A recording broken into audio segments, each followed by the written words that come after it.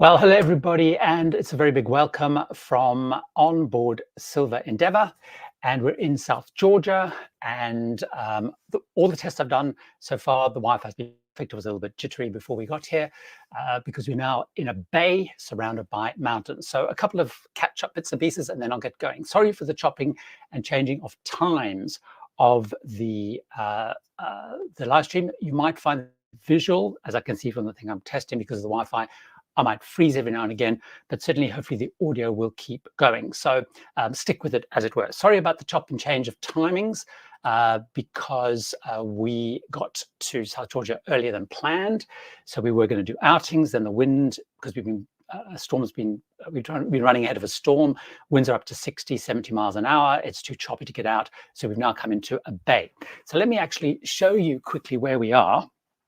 And hopefully I don't ruin the Wi-Fi. So here we are. This is part of South Georgia. We've come into a bay. So we're now hiding from the wind.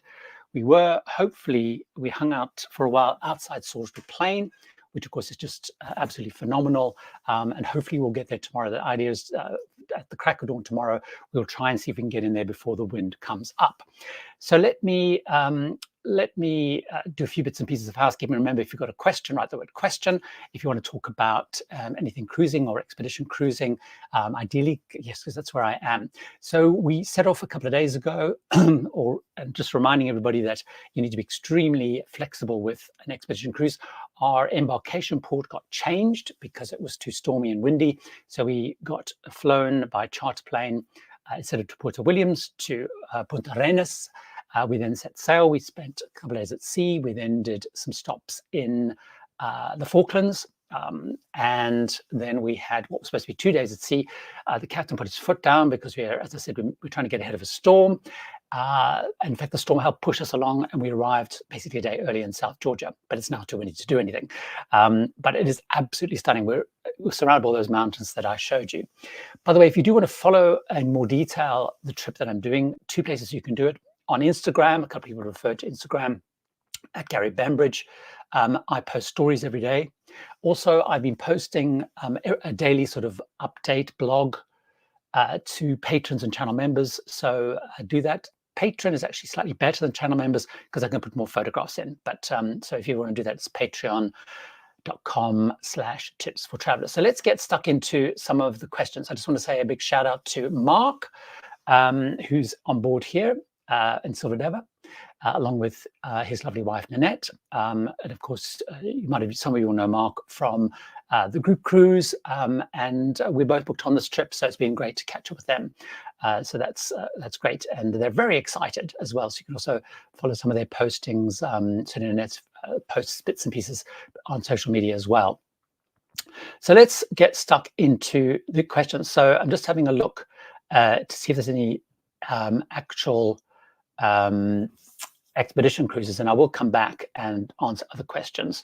So let me do a couple of questions related to this, and I have seen the others. I've noticed I quite like this new layout that StreamYard is doing for the questions. Anyway, Tom, who's a regular on here, is asking from Facebook, how do you rate this cruise versus the other Antarctic cruises you have taken? Well, Tom, of course, it's kind of still early days, but for those who don't know, I came in 2019 on Silver Sea. I just did the classic Antarctic Peninsula trip, and then I did Ponant, which did the South Georgia and Antarctic Peninsula, and I decided I had to come back to South Georgia because it was just so absolutely mind-boggling. You know, these 450,000 nesting pairs of penguins in Salisbury Plain, which hopefully tomorrow, elephant seals, etc., etc. And now I came back to Silver Sea. I came back to Silver Sea for 2 reasons. One of which I really rated the expedition team because I've done expeditions with them now in the Arctic, in Galapagos and Antarctica. And I was very keen to try the new ship Silver Endeavour to see basically how that sort of stacked up. So, so far, I would say it's parallel, I guess, and we will see how it goes. I was very concerned about the expedition team when we started. I was a bit concerned by the quality of presentations. I must say, since we've got into our stride, perhaps more into the territory that they're recruited and familiar with, they look like very strong. I've been to all but one of the talks. In fact, I missed the talk this afternoon, so I missed 2 talks. The talks have been excellent, very knowledgeable, very well presented, good slides, very tight. They're 45 minutes, they ended 45 minutes. Very, very, very good so far. So we will see over time, because the make or break in reality is how good the expedition team is. In terms of the ship, I like the ship. I'm probably feel that the Seabourn Pursuit, which I did Kimberley with, is probably a nicer ship than this ship overall, but it's a very nice ship. A couple of little funny design quirks, which hopefully Silversea will iron out. And I'll talk more about that once I've got more used to those. Food's been good. The crew is starting to start calling by name. They start to know what you do. So that's kind of good. I think the fundamental thing, Tom, is, the South Georgia part is really fundamental, and the Arctic Peninsula. So I'll better be able to answer that obviously a little bit later. So Lynn, hopefully I've answered your question about why I chose Silversea versus Seabourn. I chose Seabourn because they have been, Silversea, because they have been doing expedition and dedicated expedition for a little bit longer than Seabourn. I know Seabourn used to bring some of the other ships down here before they got their dedicated expedition ships. So I had just so much more confidence in Silversea. Having been on Seabourn, I would probably consider them. I didn't think the expedition team was as strong. Now, that may be a function of those in Kimberley. I did really like the ship, though.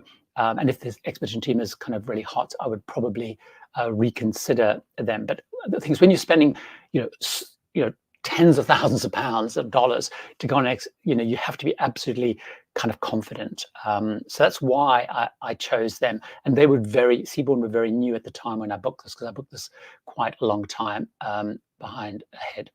A couple of people referring to the updates, which is great. So let's have a look. So I'll keep going. I know that some people have asked other questions that I will come back to. So don't worry, I will come back to those. So Beth, you mentioned in your updates that on one of your Zodiac excursions, you had a water landing. Did you have to pack your own wader boots, or did they provide them for you? So Beth, what you can do is you can hire. Now, I do have boots that I have originally bought through Silversea. They give this thing called Ship to Shore, I think it's called, and you can order through them and it gets delivered to the ship. So when I did the Arctic originally, I ordered boots, the waterproof trousers, and some of the layers. They give you the parka, by the way, this parka here, they give everybody, so everyone has the same parka. This is a great parka, very warm, lots of pockets and bits and pieces. So they give you that. But you do need to bring your own waterproof trousers that go over. Now with the boots, I didn't bring my own. This time I hired them. And it cost $98 for the cruise plus $100 refundable deposit. Personally, I wish I'd actually brought my own boots, because the boots that I have are much more comfortable than the ones I've got. So the thing with boots is you need to order them much bigger than your normal foot size, because you need apparently air, because it keeps your feet warmer, and you can always just put on a couple of layers of thick socks, and I've got a couple of thick socks. So my boots are a little bit tight. I did try and get a bigger size. They found one, but it's not quite big enough. So it's actually the boots are less comfortable than my own, but you don't have to bring your own, but you do need to bring your own waterproof trousers. I think you can also hire those as well, but you need your sort of undergarments you need to buy or bring. But as I said, most of the cruise lines, including Ponant, did it. I think Seabourn does it. Don't quote me on that, but check is they often let you buy and it gets delivered to the ship, so you don't have to kind of carry them. So hopefully, Dean, I've answered that question there around why did I choose those. Let's have a look. Sarah, I'm really enjoying the daily updates. Great. So as I mentioned, I'm doing those daily updates on channel members and on Patreon. As I said, the Patreon updates just get more photos, because you can put 5 photos and in the square format for channel members, but I can basically stuff as many as I want to in the Patreon. So traveling on Silver Cloud, I really enjoyed my time in Silver Cloud. It's a much older ship, obviously, than this one, but I really enjoyed my time in Silver Cloud. Is it possible to buy one day only of premium Wi-Fi, or you commit to the full cruise? Now, that's a good point, because I did notice you could buy a one-day premium. So just to let people know, what Silversea does is they have included Wi-Fi in their fare. However, despite having installed Starlink, they have this very bizarre thing they've done quite recently, where on the standard Wi-Fi, you cannot do audio and video calling. You can't actually even post to social media. So you have to buy the premium Wi-Fi. So the premium Wi-Fi for this 18-night cruise was $380. I bought 2 devices because I obviously have one that I try and upload photos and backup videos and all that sort of stuff and work on. So I bought for 2 devices, and it was $731. So it is quite a lot. But if you're on standard Wi-Fi, there's very little you can do. And it's very strange that they've squeezed it off. I was talking to actually someone that who's a passenger I discovered is actually works for Silversea, but wants to remain incognito because they're on vacation. But I'd ranted about the Wi-Fi to them before realizing they worked for Silversea. But I find it a very strange decision because, you know, even if I look at, like I was mentioning Annette earlier, she's posting fantastic pictures and stuff because I guess her mark have premium Wi-Fi, I'm guessing. So she's able to post it. You know, it's an incredible marketing tool. It's like, seems very bizarre. The other thing which they've done, which is proving a little bit controversial for those who know, just remember, by the way, the Wi-Fi can see now because we're here. So I might freeze, but hopefully the audio will keep going. So go with it. So they've also scrapped. I noticed when they did the introduction to the expedition team, they didn't mention the photographer and the videographer. Now, traditionally on a Silversea expedition, they would, at the end, they used to sell them and then they gave them for free. You'd get a package of incredible photos and a video of the trip. Now, Silversea have just recently scrapped that. I've seen the official statement now from Laurent Compret, if I pronounce it correctly, who's the head of Silversea Expeditions, with some baloney around. They've heard feedback from travelers. The feedback from travelers is they want it. They used to do this complicated thing. They'd put them on a USB stick, Seaborn. They would just airdrop the photos and give you a link to download. So you didn't have all that waste of USB sticks. Like I use a Mac, there's not even a USB, can't plug in a USB anyway. So they've scrapped that. So long way of answering your question, Sarah. But as you've seen, generally speaking, the Wi-Fi is pretty good. But when I talk to passengers, they are a little bit annoyed about the Wi-Fi, particularly when you're away for so long. So yeah. So Sarah asked a follow-on question, which has also disappeared. And I guess that's because the photographer and videographer have gone. When I went on Silver Cloud, they actually had a room which had computers set up with the, the editing software like Lightroom and so on. So I would often go and I used to take more kind of DSLR photos. I could go and use Lightroom. I didn't have to do my own computer. They don't have that. Certainly they don't have it on the ship. But they don't know if they still have it on Silver Cloud, but they seem to have dialed back from that, which is also interesting because Seaborn are specifically adding in on the expedition photography-related outings and excursions as well. So it's interesting that they've kind of gone a little bit the other way. Brian, I've long considered an Antarctica trip, but I'm worried I've waited too long, that the ice is disappearing. I would enjoy hearing about experiences once you arrive. So, I mean, I certainly found in the Arctic, the melt is much more significant there. In Antarctica, clearly, it's happening. It's changing. The volume of ice is so enormous that you don't, certainly for us lay people, we don't notice as much. One of the presentations today, one of the people was showing, for example, just the difference in some retreating of the ice, of the glaciers. In fact, there was for South Georgia, we have to do very detailed mandatory biosecurity briefings and cleaning all our external garments and things like if you've got walking poles or tripods and so on. There's a video which they showed, and David Attenborough showed even how much a glacier that he'd visited in South Georgia in, I think it was 1970, early 1970s. And I guess that film was done maybe 4 or 5. I saw the film at least 5 years ago for the first time. So it's at least 5 years old. And he was showing how much it had retreated. So there's definitely a lot of retreating, but you see a lot of ice, a lot of icebergs. But you're right, things are changing fast. And it's a good reason, if one possibly can afford the time and the money, to do it sooner. See the world. Which expedition line would you say is the best food and fitness facilities? Well, I've obviously only done Ponant, Silversea, and Seaborn. I would say of those three, Silversea, both of my other ones I've been on, had the best food. And in terms of fitness facilities, the newer ship. So this has quite a nice gym here, which I've been using to my usual 2 days on, 1 days off, do my like Peloton class. They do a few classes fairly early morning. The thing with expedition cruises is, sorry, they're dinging donging now, so sorry, you're going to hear some announcement or other. So we'll just wait. Good afternoon, ladies and gentlemen. Good afternoon. Captain has just decided to allow some decks to be opened. Please do be very cautious and careful, as of course it is incredibly windy. But we will have some expedition staff out on deck 6 forward. So you can go to deck 6 forward. The deck crew are opening that up for us at the moment.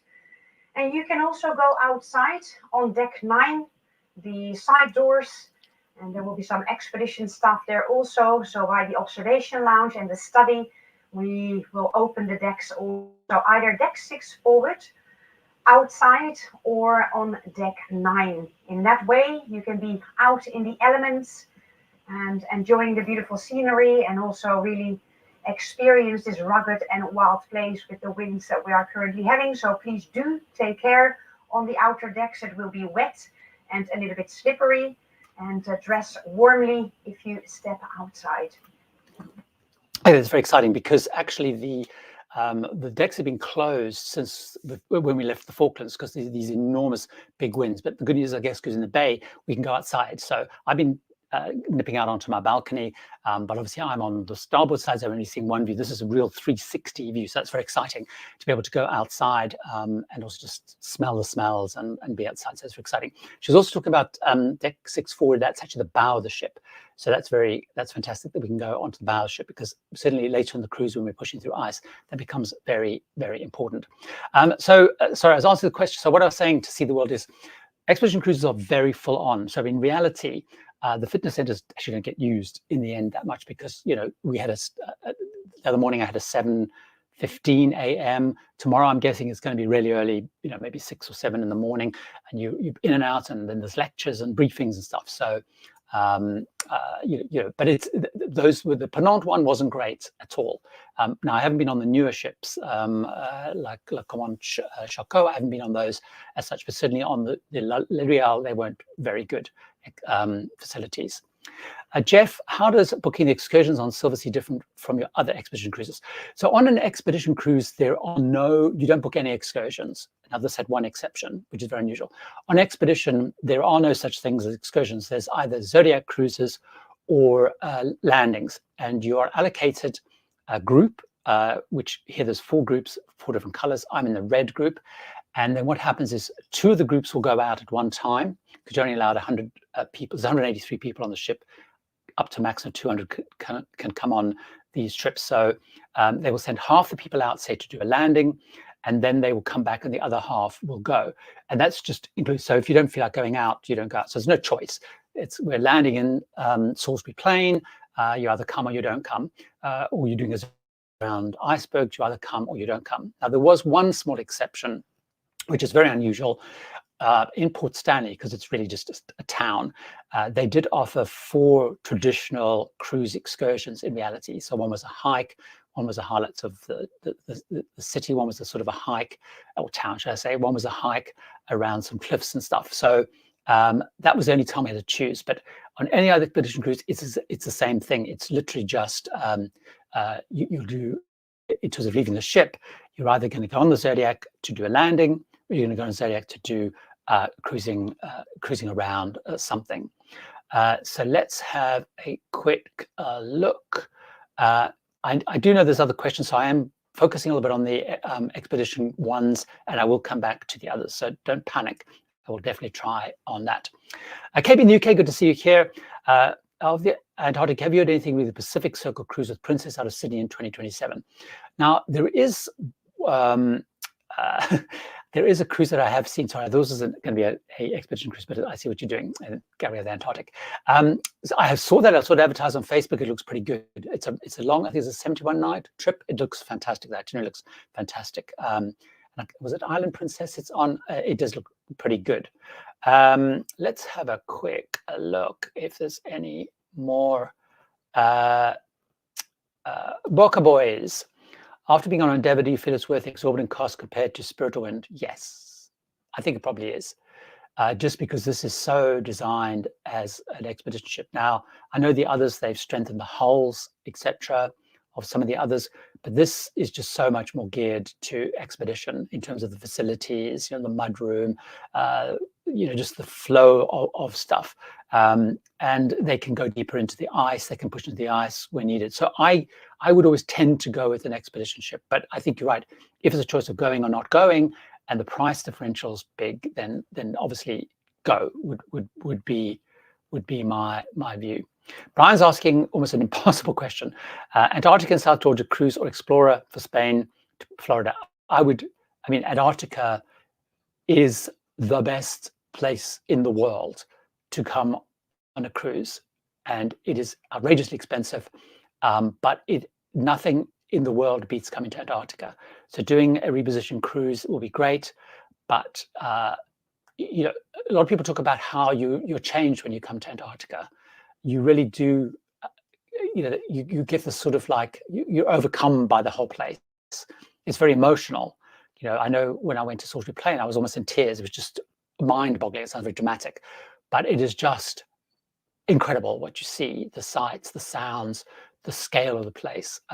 So you literally, if you could possibly do that, I would absolutely see Antarctica as the thing to do. If you possibly can, financially, it's a huge commitment. Leah, how far in advance do you book an Antarctica expedition? I want to plan a trip, but unsure when. I mean, because they are so expensive, a lot of it is around budgeting when, and you figure out, okay, the deposit and when do I need to pay? So I think and when so I think I'm right in saying that they've started to release the season, because the season's quite short. It's basically from November to about March, or in some cases it's really November to February. So the season's quite short. They do get full quite quickly, generally speaking, because a ship can take 200 passengers. If you do the true kind of expedition side, some ships come down here with more, but you get fewer landings. So I booked this one. Let me think. This is now, where are we? 24. I probably booked this in 22 because you're booking so many seasons in advance. I think I'm right in saying that they might have released 26, 27, some of the lines. So, far in advance to make sure that you get the right itinerary you want, the cabin you want, and obviously the whole budgeting thing. Fraser's here. This trip looks amazing, and it does amazing, and it only really starts proper now that we're in South Georgia. What's the average age like on a cruise like this one? I would say, Fraser, that the average age is probably my sort of age. So 45, so like mid-60s, I would say. But you do have a very diverse range. You've got some people who probably, I'm guessing, are in their 20s. A lot of them are maybe here with their parents. Maybe their parents are paying, very lucky them. But, because these trips are, from a time perspective, like this is 18 nights on the cruise, but you need to be in Santiago a couple of days before and getting home. So you're probably talking about a good, 3-week or so trip. So people need the time and obviously the resources to do that. So that's sort of the average age, but there is quite a range. I'm guessing the youngest people are probably in their 20s. But you do need to also be quite active because you're climbing in and out of zodiacs. You're going, the hike we did, I don't know if you've, the hike we did, the second hike we did 2 hikes like in one day in the first Falklands. The second hike was probably about 5 miles there and back, quite hilly territory. You're stepping on ice, you're climbing up big kind of hills with ice and snow. So you do need to be relatively active as well. So that sort of regulates, I guess, the age side. John, we're basically taking the same cruise in Silver Cloud in January. Does Silversea provide us suggested clothing and gear to bring? Is it $198? So it's $98 to rent the boots with $100 refundable deposit. So yes is the answer, but it's $98 for the cruise. They will send you quite a couple of months before the cruise. They'll send you something. So you first of all choose the size of your parka, and then they will send through a link to, I think it's called silversea.shiptoshore.com or something like that, which is a shop where it will tell you you can buy basic packages of clothes. You can maybe just buy the waterproof trousers, or you can buy the boots, or you can buy all the under stuff as well. But yes, they do provide a list. Also, on the Facebook group, Silver Sea Passengers, they have quite a good set of resources. They have a website with a lot of good resources as well. But the secret really in reality is, bizarrely on the daily program, they put a dress code, which people pay absolute attention to. You can go to jeans, you can go in whatever you wanted to meals. I think in La Dame, they do sort of stress you have to dress up for La Dame, but no one really pays attention to the dress code, even though they say it. Layers. So you want your kind of under stuff, like your long johns, I guess we call it in the UK. I guess everyone calls them long johns. So you have that sort of insulating layer, big thick socks. You want under gloves and over gloves, which are waterproof. Then you need loads of hats, neck gaiters.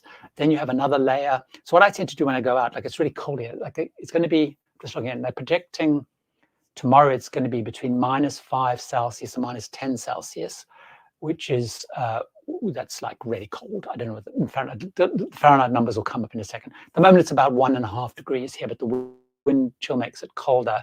So I'm just looking at the television screen. So whatever that is in Fahrenheit, so it's 14 Fahrenheit to 23 Fahrenheit is they're projecting tomorrow. But so what I would normally do is I normally put under stuff on. I actually put jeans on. It tells you I shouldn't wear jeans, but anyway, I put jeans on. Then I will have my long john top on. I'll normally put like a jumper or something. Then I have like another, like a zippy top, and then I put my parka on, my neck gaiter, and hats which cover your ears, and sunglasses are really important because it's very bright. But I do have a list somewhere as well, if that helps.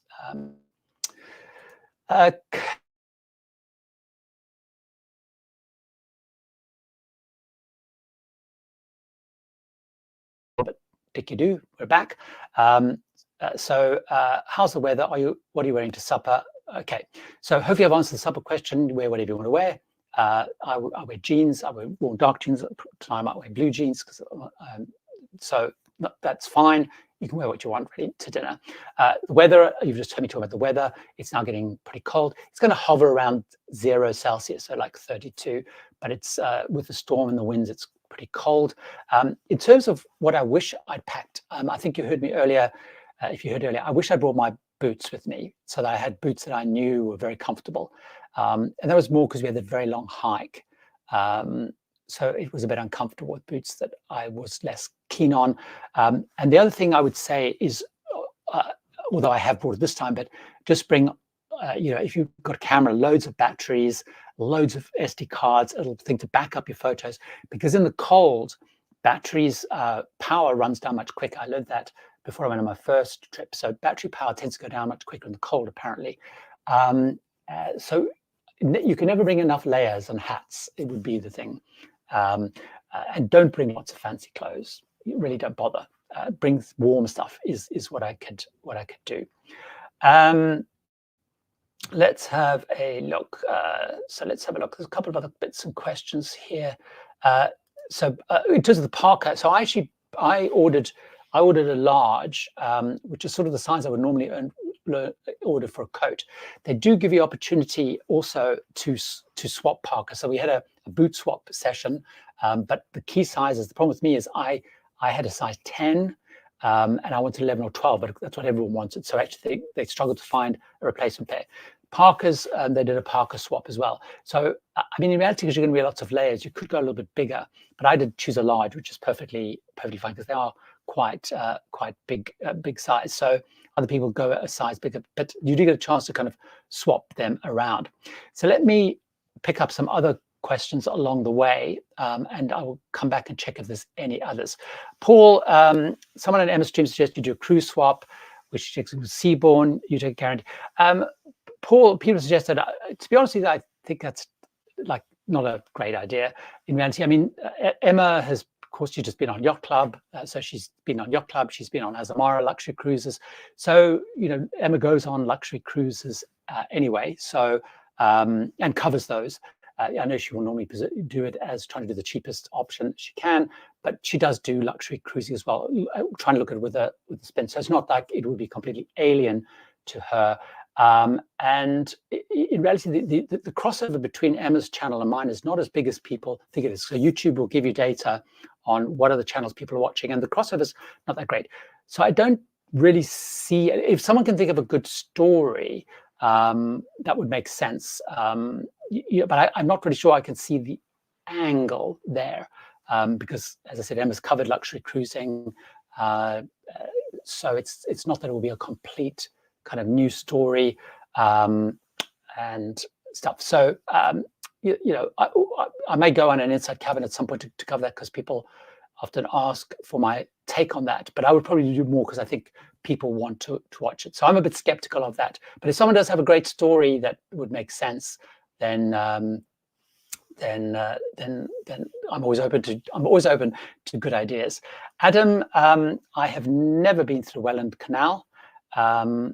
Is the Welland Canal the one that goes into the Great Lakes? I'm not sure. Anyway, I haven't been through it, wherever it is. Tonto, here's a more general question. Beyond the normal courtesy, are there rules about taking and publishing photos of other passengers on cruises? So in reality, this gets very complex. I mean, I try to be fairly discreet if I possibly can, but it's one of those things where it's sort of people are in a public space. I know there's lots of legal definitions around that. So I think the main thing that I would particularly focus on is particularly if you're going to feature someone. So if I'm taking pictures of crew, or when I'm out and about, if I want to take pictures of people doing something. So for example, we did one of the things we had at that long hike, there was an afternoon tea at the end, and I wanted to do a little video of the table and the lady doing tea. And she, said, can I take a video of this? And she was like, I don't really want my voice recorded, for example. She didn't want to, a lot of people don't like the sound of their voice. She didn't want her voice recorded, for example. So it's stuff like that. I think it's about being kind of discreet, but in reality, if you're taking pictures of people out and about, they are going to be in it by definition. During my cruise, let's have a look. I'm just trying to make sure that I want to catch any other cruises that any other questions that I might have missed that were more general ones. Let's have a look. Okay, here's a question. Teresa, we're cruising Alaska next summer and your guides have been fab. Good, that's good to know. On the White Pass Railway, are seats allocated? No. Seats aren't allocated, so they obviously have two types. You can book the premium one where it has 12 passengers. They're not specifically allocated. In the main cab, in other cabins, they're not allocated, so it's kind of first come, first serve. They do argue that because the train actually turns round, so they argue that no matter which side you're on now, you'll get the best views, as it were. In the olden days, before they built the little loop, the train would go up and they'd move the engine, and so you'd go back down. So people on the one side, on the sort of the left-hand side as you headed out, had the best view both ways. Now it changes around. Is it advantage of booking direct rather than by Cunard? Often it can be slightly cheaper. The advantage with booking with Cunard is normally the cruise line. If the train comes to the ship, so you basically get off the ship and the train will be there. If you're booking it direct, you have to go a little bit into town, which depending on which berth you've got, it's not necessarily very far. But normally the cruise line, they will have a dedicated train, and so the train line comes right to the ship. So that's a very small walk. So that's kind of balancing it. Often the train that the cruise line's got will often stop in town to pick up people as well. So there you go. Hopefully that answers your cruise. I get asked this a lot. Please do book an Ambassador cruise. I will at some point book Ambassador. I do keep looking at it. I get asked that one a lot. Probably more so than the question about inside cabins. I would probably do Ambassador before that one in reality. Keyboard is playing up later live, mixed up the time. You might not have mixed up the time because I did actually change the time because originally we were going to be landing. Looked like we were going to do landing, so I pushed the time back. So there we go. Kathy is here. Let's have a look. See, I just want to make sure I don't miss any. Silver Wind, wish I'd packed. I've answered that. Boca Boys had a terrible experience in Scenic, which sounded pretty horrible. I've seen some more reviews on that Scenic thing. It does sound pretty bad. Here we go. Here's another question. So Lee, you talked about Avila during the video release last week. Can you talk about it? Did some research. It looks fascinating. So for those who don't know, yes, Avila is a pretty new line. It's competitor to Hurtigruten, and I think I'm right in saying that they, Hurtigruten used to have the sole contract for mail and freight, moving cars and people up and down the Norwegian coastline. Havila looks like a new entrant, which has some of that as well. So they do very similar itineraries. They are very eco-based ships. So they are, a lot of battery power and so on. So they're trying to be even more eco. Hurtigruten are doing the same thing as well. I haven't been on them yet, but a couple of people I know have been. For example, Amber, I'm trying to remember her name, her channel now is Cruising with Amber, did a press trip with that. She did some very good detailed videos on it, but they are very, very interesting as well. And a couple of people have tried them and they really like them. In fact, I think Emma Cruises did a short couple of days on it as well, and she really liked them as well.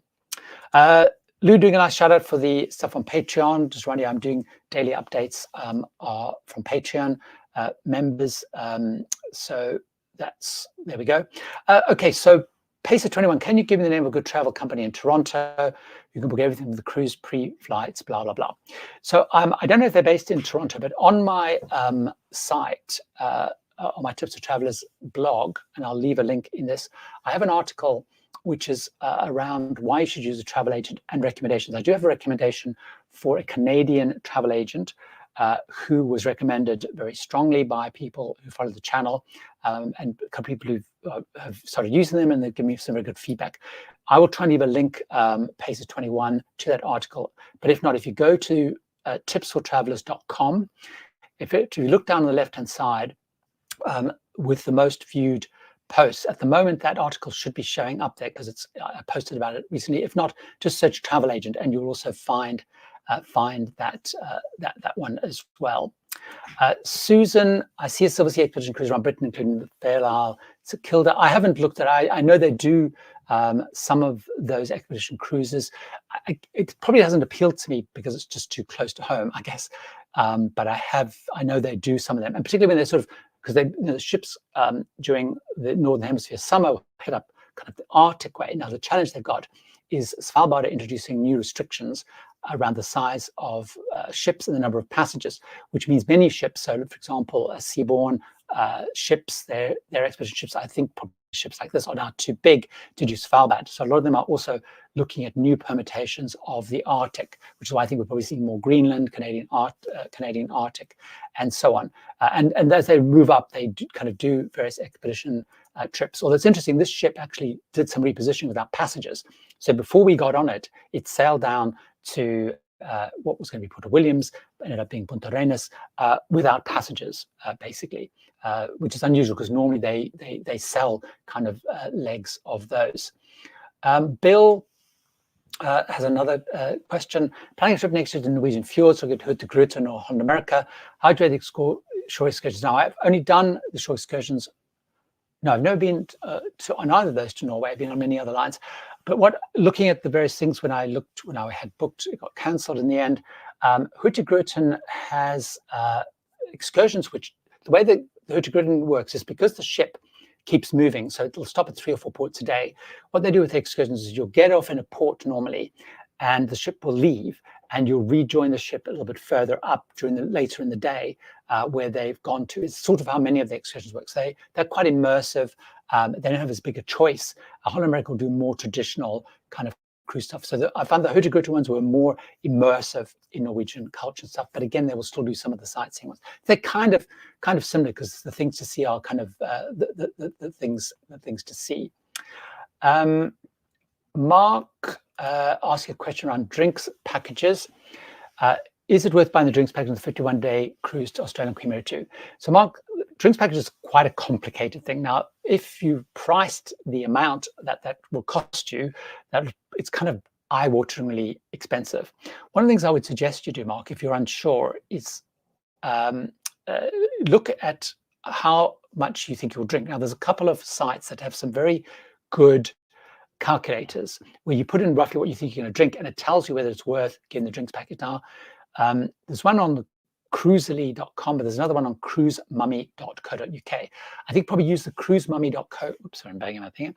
Probably look at the cruisemummy.co.uk one, because I think she specifically has Cunard, and I can't remember if Cruisely has it in, but it'll prompt you and say how many soft drinks will you have, how many glass of wine will you have, how many beers, how many cocktails, and it will tell you whether it's whether it's better to just buy those ad hoc.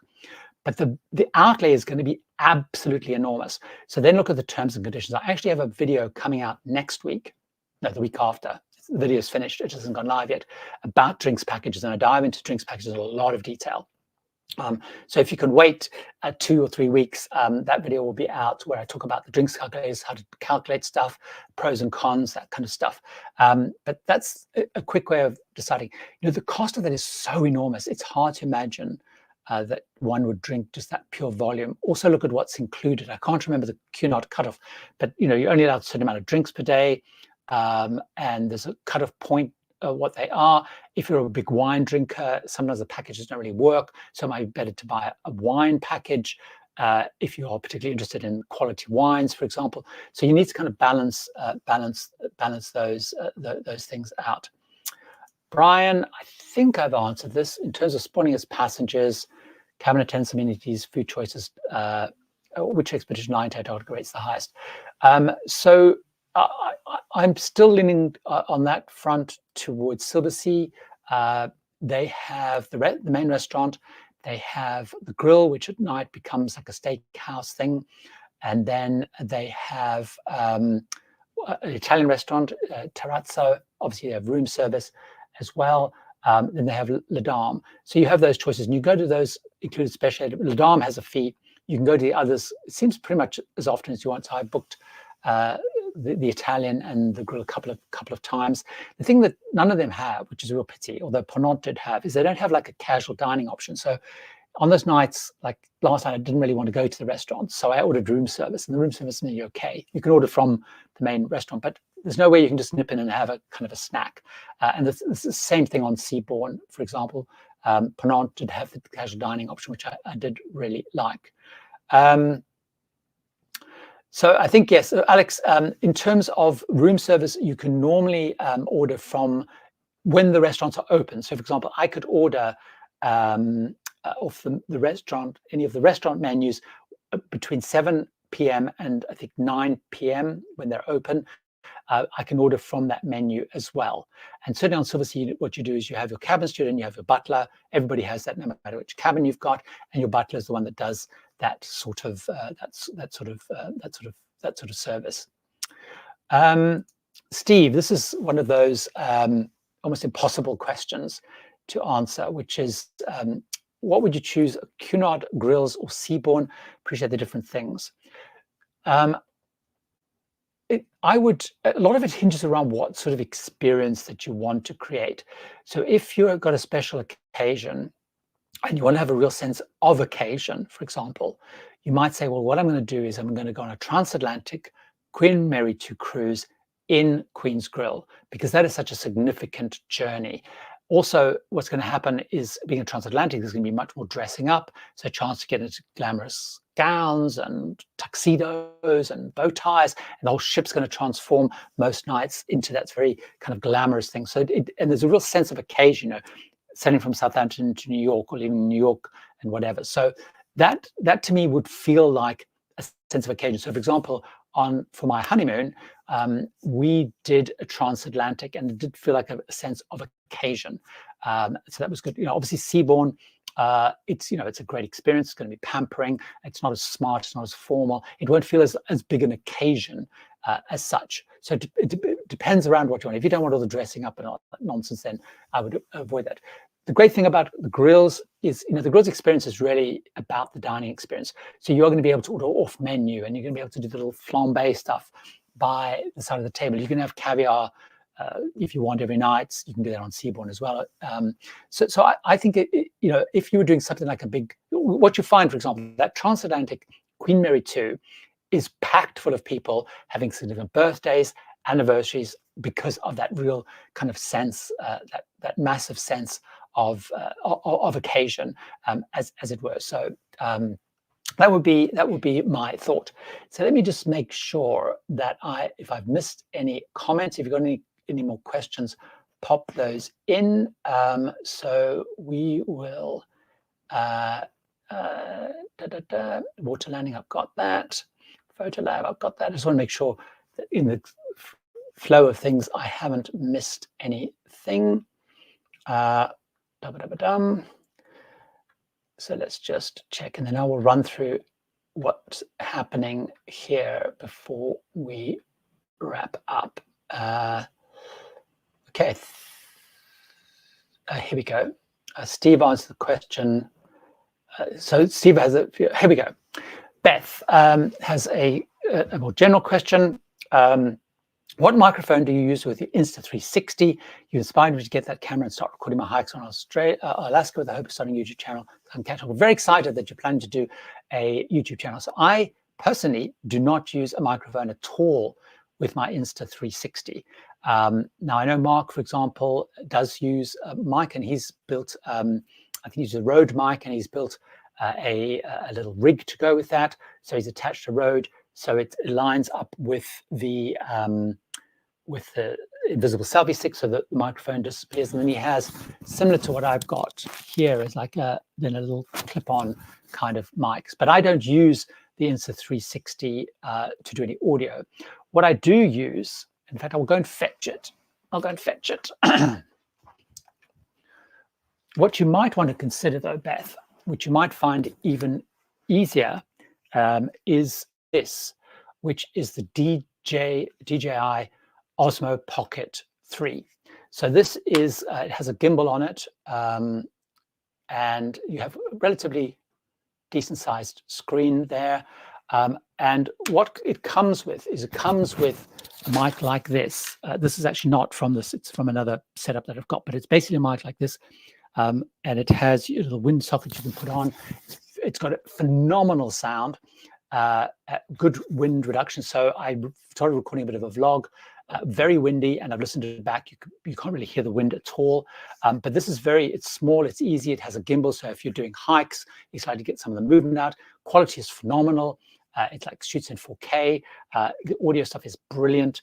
And you know, obviously you're not going to get the 360 effects and stuff like that.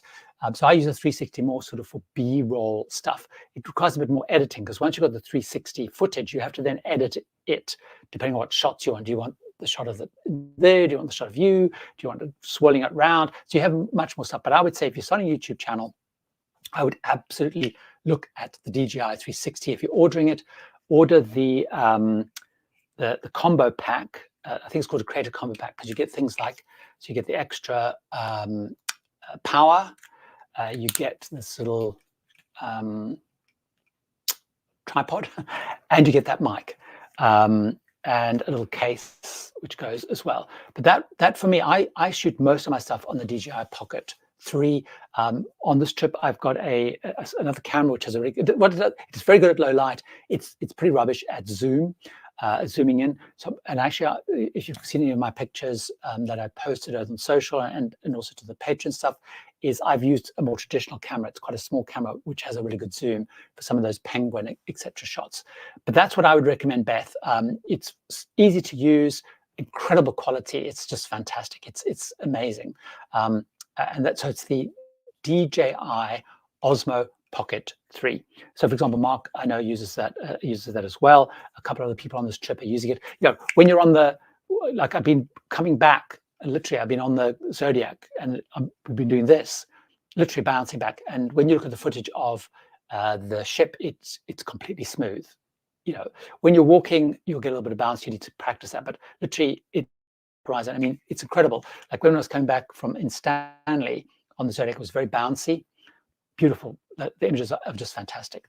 So that's what I would recommend. I should probably look in here with my affiliate code, since I've just done a big promo on that. I might have to put a contains paid promotion, that setting. Someone's asked me again a question around Ambassador. So I haven't been on them. They sell a lot out of the UK. I think they do some not out of the UK. They're very good value. Most people who go on them like them. You know, they're a little bit divisive. we've seen a few people who haven't liked them, but overall people like them, but they are very good value, very convenient, selling out places like Tillsbury and stuff. Susan M enjoying the Patreon post, which is great. Thank you very much. Good, so Beth likes that. Oh, so wonder how you got the great zoom. I'm going to show you, since we're doing a, hold on a second. I'm going to do, since I'm doing a camera, I put it somewhere. Where did I put it? Here we go. So this is the camera that I use. So as you can see, it's again very small. It's a Sony RX100 5, and it's a camera I've used. I heard different permutations of. They actually sort of discontinued, but you can still buy this one, and it is phenomenally good. And I just use this little Gorilla Pod now. Because of the risk of avian flu, we're not allowed to kneel down or sit anymore. But the advantage of this still is it comes down to the heights of penguins, it comes down to the height of the walruses, down to the height of the seals, and you can still use it by sort of leaning over. It has really, really, really good zoom. So I use that a lot of the videos and stuff. I used this when I was on the Penant trip, and I used it when I was in Galapagos, and it's fantastic. It's quite an expensive camera, so that's a good backup for the DJI. You know, on a trip like this, you can't just get away with that because you need some zoom stuff. I've also brought my big camera, which is more for whales. So because whales will be quite far away, so you need your big zoom lens on that one. So have you looked into the Emperor Penguin Snow Hill Island expedition with Quark? I haven't. I've sort of had a look at this. So what all the Antarctica trips I've done have been kind of from the north down. So like one I did out of Montevideo because it was to Ashaya. I did Ashaya to Ashana. We did Port Williams to Port Williams. But there are others because the Emperor Penguins are down the bottom part of Antarctica. So there are trips that go out of Cape Town, and there are trips that go out of I think New Zealand as well. And I'd said this was probably going to be my last Antarctica trip, but now I really want to go and do that one. So I have actually started looking at those. There was a Silversea one, there was a Quark one, and I feel like there might have been a Penant one. I think Penant to maybe even with Commandant La Charcot. So I might have spoken myself into doing another Antarctica. I would like to do that southern wing because I have seen an Emperor Penguin once in the distance because they tend to stay down the south. But when it was on Penant, we were in Paradise Bay, I think it was, when we did push into the ice, and they spotted an Emperor Penguin, like one solo Emperor Penguin, which is very unusual. Because this part we will see more. We saw rockhopper penguins, which were in the Falkland. We will see king penguins. And then once we hit the peninsula, we will see chinstrap penguins and Gentoo penguins. But emperors are the big ones. I think king are the second biggest. I think emperor are the biggest. So yeah, it's a long way of saying I haven't looked into detail, but I've started having look. SL asking the question, why past railway carriages? They do have some accessible carriages. So they do have some platforms and things. So they do allocate that. You do obviously need to let them know in advance, but they do have some accessible carriages with lifts and things that they can get on. Rhonda, I'll ask my question again next time. So Rhonda's asked a question. Have I missed Rhonda's question? I didn't see your question, Rhonda. Have I missed your question? If you ask it in quickly, I will definitely catch. I didn't see your question. Let me have a quick squiz through. I thought I'd missed. So Rhonda, if you want to ask your question again, if I can't see it in the flow, I will definitely answer that. Let's have a look. I can't see your question, Rhonda, unless you're saying that you're going to wait till next time.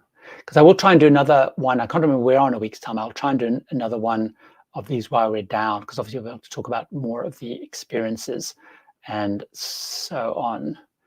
So, Rhonda, I can't see your question there. There was another question around Dick asking me if I'm using Gig Sky. So for those who don't know, this video that came out yesterday I spoke about the different resources that I use and how one of the things I've started using is an eSIM. So I used an eSIM. I have a very good roaming program from the UK, which covers about 74 countries. But some of the cruising places don't cover, like so that's included with my minutes. So I don't have to pay any extra when I'm roaming for calls or data. But some Caribbean countries it doesn't, Canada doesn't. And there's a few, like it covered Chile, but didn't cover Argentina, a few bits and pieces like that. So I started playing around with, I used to use Arola, then I moved to GigSky. And GigSky was quite interesting because they also have an arrangement with the cruise lines. So quite a long list of cruise lines. So it also works when you're on the ship. So normally you want to be on, you don't want your phone ever to connect. They use the cellular at sea, and they also use some Starlink stuff. So I used it a lot on my Canadian trip because I want to test it out. And I have downloaded it actually, some more credit to try it out when I'm in Antarctica. So I wanted to get right down into Antarctica. So I will be testing it out. I didn't need it when I was in Chile because it was kind of covered. So I will be trying that. And I need to figure out, I can't figure out yet which of the packages I need to buy because they different cover it. So they're doing it. So maybe I've got the wrong part of where they're heading for. Quark doing it November 25. Okay. So maybe it's the wrong. Maybe I'm talking about the wrong thing. So let's have a look. So I think I have again I've managed to get through all of the questions. So I'll probably kind of wrap up here. So what's happening now, just to let you know, is we are. There's another question come in, so which I will answer. But let me tell you what's going to happen. So we're now going to we arrived today early in South Georgia. So we're due to be in South Georgia for the next couple of days. I think it's 3 days we're due to be here. So we're going to be doing different landings. So when I was here on Phnom, we did the same thing. Hopefully we'll get into Salisbury Plain because that is absolutely magnificent. And we call it various different places. This is where you see the big mega colonies, penguin colonies. The one, as I mentioned, on Salisbury Plain, I think it's about 450, 400,000 nesting pairs. It's breeding time for the empress seals. Where they have harems. So the male has basically 40 or 50 females, which during the course of the season, he will basically mate with and fight off the other ones. Then there's fur seals here and so on. So we see a lot of that, and there's various other colonies along the way here. Also, very importantly, we go to Grytviken, which is the old whaling station. It's where Shackleton's grave is. So that's very interesting as well. I'm really looking forward to going to that.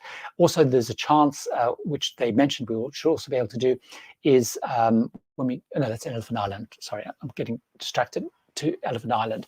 No, sorry, it was in South Georgia. So what happened is Shackleton, when he left his part of his crew on Elephant Island, which he was going to, he eventually got to South Georgia, but they landed on the wrong side of the island to where the whaling stations were, because the whaling stations were this side of the island, sort of more sheltered, and they had to basically climb over this 20 miles of treacherous landscape, which I showed you earlier. And there's the last section of the walk to the whaling station is the ship will drop you off in the morning or at lunchtime, and you can actually walk that last stretch that Shackleton and the two, there was only two of them that they went where they left. When they hit South Georgia, they left some of the people there. They climbed over to the whaling station to then try and get help to go and fetch the people they left on the other side of South Georgia to go to Elephant Island to pick up the 22 guys that they left there. So you can actually do that walk. So we're going to be doing some of those, that sort of stuff. Linnea asked me, have you ordered the itinerary with the cruise maps? Yes, I have got it in the system. So those who don't know the cruise maps, those, I think I've shown them a couple times. In fact, this week's video has got a little promo on it. So yes, very excited to be able to add that one in. So for those who don't know the cruise maps, they use satellite tracking data, and you can buy them as A4 size, or you can order them framed. But yes, absolutely, I have. So really important, Jeff, is only GigSky works on ships. So the others, like Arola, which I used to use, doesn't. So currently the only eSIM that has contracts with cellular at sea and the cruise lines is GigSky. M. Dave asking, have you explored Atlas Cruise for Antarctica or Polar Cruise? They seem to have a decent value. I personally haven't yet. I am keeping an eye on them. I do want to try Atlas. A couple of people I know have been on Atlas. They have time. As you said, they're significant. They're quite a new line. They've only been going a couple of years. They sort of started just post-pandemic, as it were, and people seem pretty pleased with them. So friends of mine have been, and they definitely enjoy them, but I haven't yet looked at those. So hopefully, Lou, you will be able to convince your wife to do Antarctica. That would be fantastic. Right, so I'm going to end a wrap here because I need to also go. There's a lecture about South Georgia that I want to go to shortly. Thanks for joining me. Hopefully the Wi-Fi was not too bad. I'm looking at it a little bit blotchy at times on the tracking I've done. I will try and do another live stream, so keep an eye out for that. Timing will depend on where we're going to be and the excursions. So have a great time, and I will have a great time hopefully in South Georgia. And pray for me, or keep your fingers crossed, whatever your beliefs are, that I do actually make it into Social Plan. I really, really want to see that. Take care. Bye.